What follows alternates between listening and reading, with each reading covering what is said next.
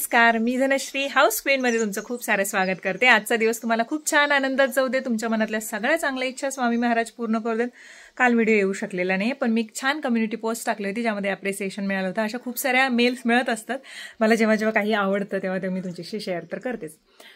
त्याच्यानंतर आज जे आहे, आज मी तुमच्याशी माझं दिवसभरातलं आजचं माहेरातलं रुटीन जे आहे ते शेअर करणार आहे।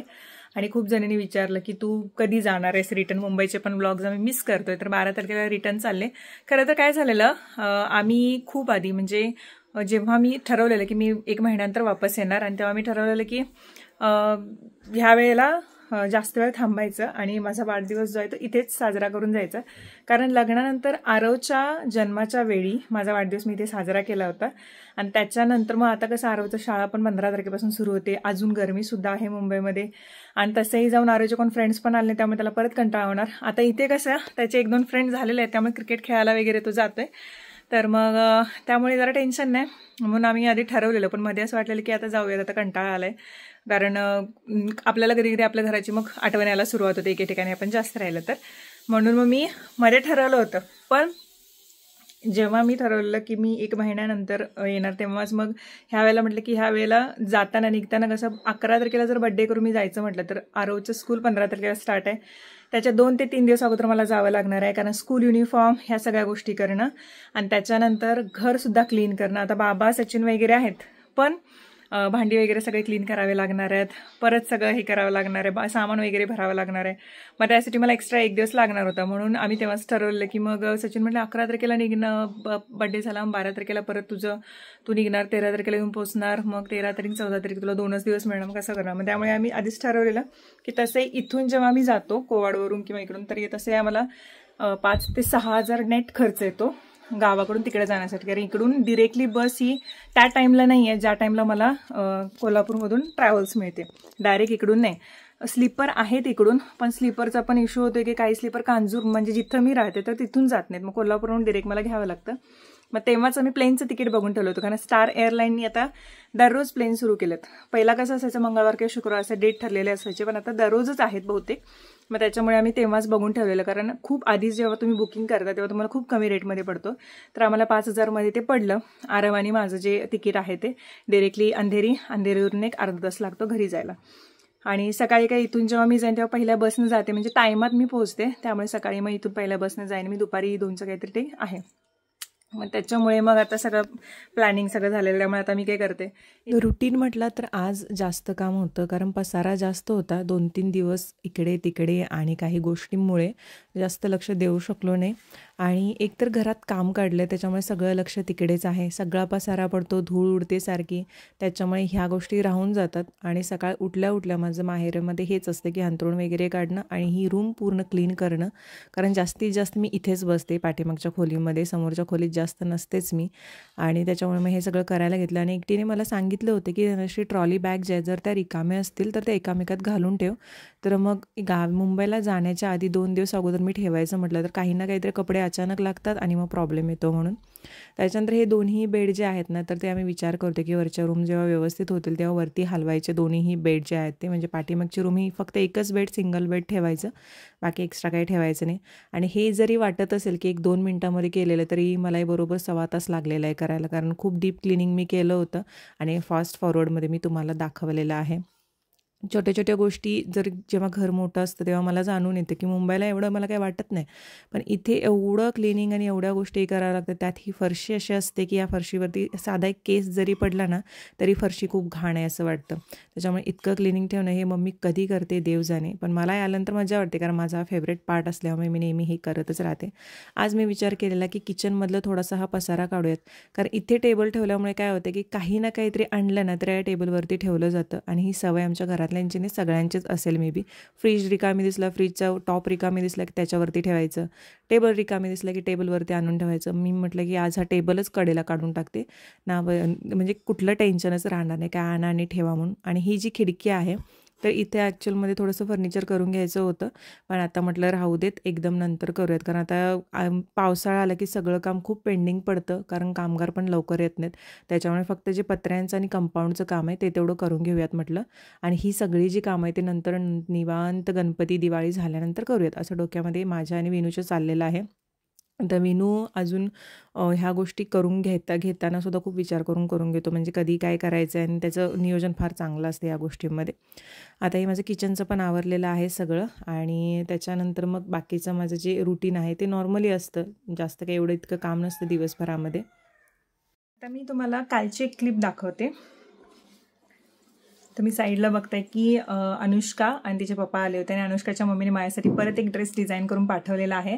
एक रेड कलरचा जो ड्रेस घातला होता त्यांचा, मी इंस्टाग्रामवरती आणि यूट्यूबवरती पण शॉर्ट टाकला होता. त्यांना खूप छान ऑर्डर्स मिळाल्या होत्या त्याच्या आणि ॲक्च्युअलमध्ये त्यांचा शिवणकाम खूप छान आहे. म्हणजे आम्ही विचार करतोय की नक्की नंतर सांगेन ते.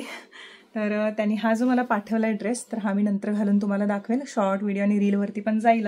पण थोडासा वेळ पाहिजे मला आता, कारण मी अजून जेवलेली नाही आहे. भूक लागली मला जाम.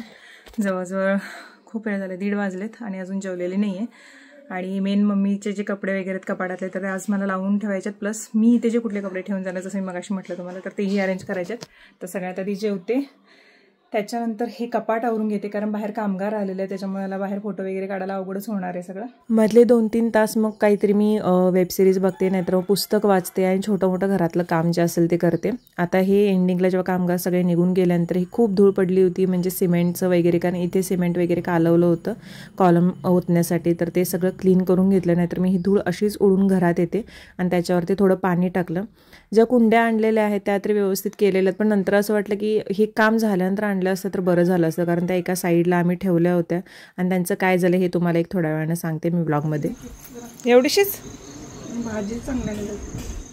तू माझा हिरमोड केलीस, मला वाटलं तू भाजी बिजी घेऊन येशील बाजारातनं. मला कुठे खोक लागले? किती वाजता गेलीस भाज्या नुसतडी बी तुला एवढीच भाजी मिळाली? 60 रुपये पेटी आहे कोथिंबीरची. एवढी महाग कशी झाली? ओके चला, आज एवढं घाण झालं सगळं मी क्लीन केलं माहिती आहे तू यायच्या अगोदर. हे झाडांचं ह्याला काय झालं समजलंच नाही मला, हे असं का झालं. पाणी वगैरे घालून बाकीचे सगळे व्यवस्थित आहेत, पण ह्याला काय झालं काय माहीत, असं का रुसलं हे.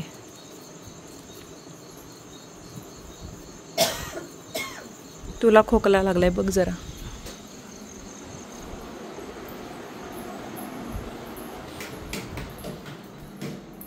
एक तुकली भाजी मिळाली आज. त्यानंतर कुठेच गेलेलो नाही आहे. आठवण मातीची रिसॉर्ट इकडे गेलो. ही सुट्टी पूर्ण जी आहे, पूर्ण सुट्टी ही मी घरात बसून काढलेली आहे. आम्ही गोव्याचा प्लॅन बनवलेला तोही कॅन्सल झाला, कारण सचिनला सुट्टी मिळालेली नाही. कोल्हापूरला जाऊन यायचं होतं सगळ्या जणांनी एकत्र, तो एक प्लॅन केला तोही कॅन्सल झाला, तेही झालं नाही. प्लस मैत्रिणींचा प्लॅन केलेला आम्ही लास्ट डिसेंबरला जसं गेलो तर तेही पॉसिबल झालं नाही. काहीच पॉसिबल झालं नाही या सुट्टीमध्ये. त्यामुळे अशीच गेलेली आहे सुट्टी. आता पुढच्या 8 दिवस तरी नाही जाऊ शकत, कारण बाहेर आता इथे कंपाऊंडचं काम काढलेलं आहे. पाऊस येतं त्याच्या अगोदर सगळं सेट करून ठेवून जायचं आहे. मम्मी एकटी कधी करणार, त्यामुळे तेही झालं. आता भारती मावशी बोललेली आहे की सॅटर्डेला येतो, कारण संडेला लग्न आहे कोणाचं, तर मामाच्या घरी 15-16 वर्ष एकटे जण राहायला होते सर, तर त्यांच्या मोठ्या मुलाचं लग्न आहे. मग ते परवा आले होते दोघं पण. आम्ही ज्या दिवशी इकडे गेलो होतो रविवारीच संध्याकाळी आले होते ते, आम्ही विनू आणि मी जेव्हा जाऊन आलो त्यावेळेला, तर ते दोघं पण आले होते. तर त्याचं लग्न आहे. मग ते कसं पूर्वीचे संबंध आहेत म्हटल्यानंतर मावशीला वगैरे त्यांनी कॉल केले होते. मावशी म्हटले त्याच वेळेला येऊ. तर सॅटर्डेला मावशी येईल आणि सॅटर्डेला मला पण जाऊन यायचं आहे बाहेर सकाळी लवकर. संध्याकाळी मावशी येईल, रविवारी मावशीच्या घरी जायचा प्लॅन बनला. आता बघू कधी कधी हे सगळं पॉसिबल होते. होप सो की होऊ देत. आणि आता मी इथे ठरवलेलं आम्हीचे कपडे वगैरे जरा ठेवते, तर एक तरी कपाट निदान व्यवस्थित ठेवते, कारण झालंच नाही ते. दुपारी आई आली भेटायला, आजी येऊन गेली, म्हणजे काल मी बाहेरच होते आणि मला संध्याकाळी थोडंसं त्रास होत होता, म्हणजे फूड पॉयझनिंग झाल्यासारखे काय माहीत, की चकल्या जास्त खाल्लेल्या मी, मला असं वाटते घरात. आणि ते सकाळी सकाळी चहातून खाल्लेलं, त्यामुळे ते थोडं झालं. तिला जसं समजलं तशी ती मला येऊन भेटून गेली आजी. ती आता शनिवारी येतो म्हणून सांगितले परत. असं झालेलं आहे. आता मी काय करते, मम्मीनं मला डाळ शिजत टाकायला सांगितले, तेवढं करते आणि कपाट एक तरी आवरून घेते निदान. गावी आल्यानंतर सगळ्यात बेस्ट पार्ट माझा हा असतो, जसं मी तुम्हाला नेहमी म्हणते की मला बाहेर येऊन इथे बसायला खूप आवडतं. मोकळं आकाश दिसतं, जसं मुंबईमध्ये नाही दिसत सहसा, कारण का तुम्हाला माहीत आहेच इतकी गर्दी आहे किंवा घरं इतकी दाटीवाटीने भरलेली असतात, जागा अपुरी पडते. आणि गावी आल्यानंतर उन्हाळ्याच्या सुट्टीमध्ये सगळ्यात बेस्ट वाटतं. आणि माझं तरी हे असतं, जेव्हा जेवण झालं की शांत खाल्ले बाहेरून फेऱ्या मारायच्या किंवा मग खुर्चीमध्ये बसायचं आणि फेऱ्या मारताना इतकं भारी वाटतं, इतकं शांत वाटतं. सगळे विचार येतात डोक्यात, आपण म्हणजे अजून पुढे काय करायचं आहे, काय काय गोष्टी आपण करू शकतो, कुठल्या गोष्टीमध्ये आपण चुकत आहोत किंवा अजून काय काय आपल्या लाईफमध्ये चांगलं घडू शकतं, ह्या सगळ्या गोष्टींचा विचार. कारण नेहमी झोपण्याच्या आधी तुम्ही जे विचार करता किंवा जे पुस्तक वाचता किंवा एखादा मूवी असू दे किंवा काही असू दे, जे तुम्ही बघून झोपताना ॲक्च्युअलमध्ये सबकॉन्शियस माइंड जे असतं तुमचं, तुम्ही जर हे वाचलं असेल याच्याविषयी, लॉ ऑफ अट्रॅक्शन किंवा, तर ते नेहमी ग्रास्प करत असतं. त्या गोष्टी फंक्शन व्हायला सुरुवात होते तुमच्या बॉडीमध्ये, तुम्ही विचार करू लागता. जसं मी नेहमी म्हणते, तुम्ही जसं विचार करता तसं बनता. तर माझं हे नेहमी असतं की झोपण्याच्या आधी काहीतरी अशा गोष्टी वाचायच्या किंवा बघून झोपायच्या जे माझ्या माइंडमध्ये नेहमी राहतील आणि माझी बॉडीसुद्धा तसा विचार करू लागेल, माझं मनसुद्धा तसा विचार करू लागेल, कृतीसुद्धा तशा होतील.